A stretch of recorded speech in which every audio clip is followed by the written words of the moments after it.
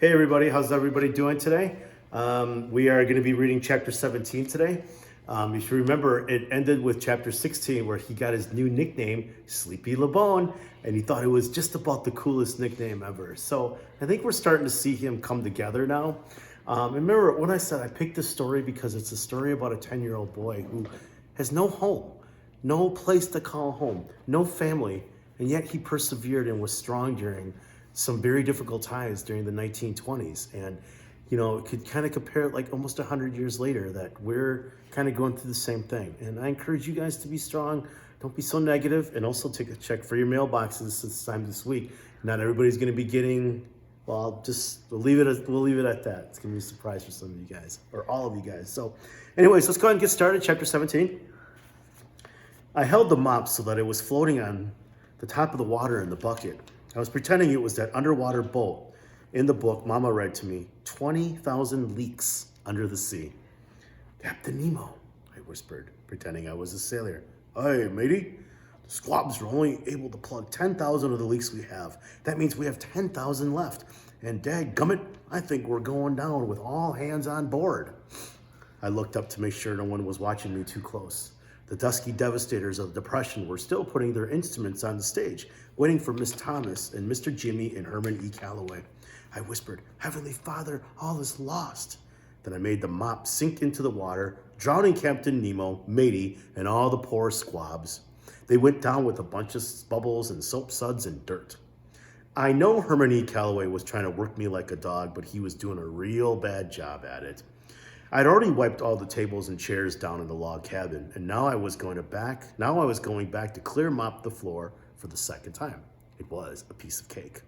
The bucket even had a thing on top of it that you could use to wring the mop out, and Herman E. Calloway didn't even know how much fun I was having. Making somebody work hard isn't as easy as it looks. Some folks are good at it, and some folks aren't. Some folks can look at you and tell you if you're even thinking about slacking off, just like Mr. Chen would do to my class. They'll add some work to you faster than you could say Jack Robinson. Some folks will find an excuse to strap you even if you're working as hard as you ever did in your life. I stuck the mop head into the wringer. I pretended it was somebody at a washing machine not paying attention to what he was doing and getting his whole body pulled through and wrung it out. I let the handle up to see what was left of this poor soul. Before I could check, someone yelled out, 1, 2, 1, 2, 3. I looked up.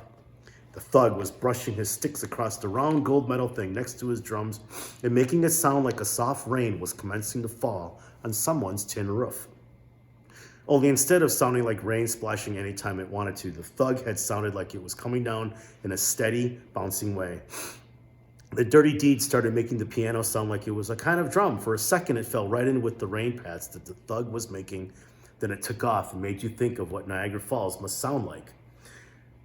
It sounded like big, bright drops of water splashing up and over and up. The drops would fall loud and clear as anything. Then before you knew it, they were right back into the thug's steady, bouncy beat. Steady Eddie started snapping his fingers real soft, in time with the piano and the drum, his toothpick jumping right along with his fingers. He put his axe in his mouth and blew, but instead of the horn making music, it seemed like Steady made it talk. He blew one long, low, rumbly sound, and I knew right then, with that one deep, sad moan, what the most beautiful sound in the world was. Steady held the note for a long time, then made the sax drift away from the rest of the storm of music. It swirled and floated back and joined the rain sound that the thug and Dirty Deed kept going. I just stood there. I didn't even hear Miss Thomas and Mr. Jimmy and Herman E. Calloway come up behind me. Miss Thomas rubbed her hand across my head and said, Bud, you've done a great job. The place is sparkling. I was going to say, thank you, ma'am, but it seemed like talking was wrong with all these wonderful sounds were coming from the people on the stage. Mr. Jimmy said, LeBone, looking good, son. Herman E. Calloway grunted, and the three of them walked up on the stage. Mr. Jimmy picked up his horn and joined in the storm.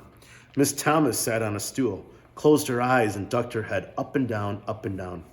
Herman E. Calloway stood next to his giant fiddle and started bobbing his head too. He put one of his hands near the top of the fiddle and began pulling at the strings with his other hand. Every time he patted the strings, it seemed like something wide and heavy was walking by slow and easy. Or it seemed like he was the thunder, soft and far away, but getting closer all the time. All the instruments blended up together, and just like that smell in the library, you couldn't tell which one was your favorite. First you'd say it was Mr. Jimmy and the trumpet, then Doo-Doo Bug's trombone would make you think it was the best, then Dirty D would make the piano sound like water hitting big rocks, and you know there wasn't anything that sounded that good, until Steady Eddie would make the saxophone sing and talk and dance around everyone else, and you'd swear that was the only sound you'd ever want to hear again. All the while, Herman E. Calloway and the Thug kept everything moving by making the drums and the giant fiddle pound out a soft, steady beat like someone's heart turned way up loud. You'd have a real hard time trying to figure out which instrument was your favorite until Miss Thomas opened her mouth. While the rest of the band was being a storm, she was the sun bursting through thick gray clouds. With the first thing she sang, you had to wonder why this band was called Herman E. Calloway and the Dusky Devastators of the Depression, or Herman E. Calloway and the Nubian Knights. It should be called Miss Thomas and the Dusky Devastators of the Depression and a mean old guy on the giant fiddle. She was so good, she didn't even have to sing real words. Mostly she was saying things like la-dee-da, hee-hoo-ha, hee, wa-da-day. Then Steady Eddie would answer on the saxophone. Before you knew it, the two of them were having a regular conversation. Every once in a while, Mr. Jimmy's trumpet would come in and put his 2 cents worth, then it would fade away. All the other instruments took turns trying to interrupt the conversation, but in the end, it was Miss Thomas's voice and Steady's saxophone doing the talking that you really wanted to listen to. Finally, Miss Thomas did a bunch more doo-dee-dee, da-da-das, and Steady answered, and just when you thought you could understand this language they were saying, Miss Thomas broke out in American. She sang, "We haven't met since then, G, but it's nice to see you again," she said. "Nice to see you again, nice to see you again." And the storm was over. The last thing you could hear was the rain from the Thug and the thunder from Herman E. Calloway getting farther and farther away, like the storm had gone and blowed itself over into the next county. Then it was dead quiet. I let the mop fall over and clapped as loud as I could and said, "Wow." Miss Thomas stood up and did one of those curtsy bows. I clapped louder. I could see now why this band got to have 6 exclamation points behind their name. Wow, so that was a pretty quick chapter, pretty short chapter. I really want you to think about the descriptive language that the author, Christopher Paul Curtis, wrote in this, the way he describes the music and the way that they made the music, sang and talked. And as you guys, I hope you guys are kind of keeping up with Mr. G's music lessons. I'm not sure if you guys are doing that or not, but take some time and look up some music and stuff like that. And not just look up instrumental music. I encourage you to look up some jazz. Look up jazz from the 1920s and the 1930s. Look up some really famous jazz musicians like Miles Davis and I don't know right off the top of my head. Wynton Marsalis is another good one too. So anyways, look up some jazz singers and take a look at what they mean by making your instruments sing. I also encourage you to look up some more Brewers players.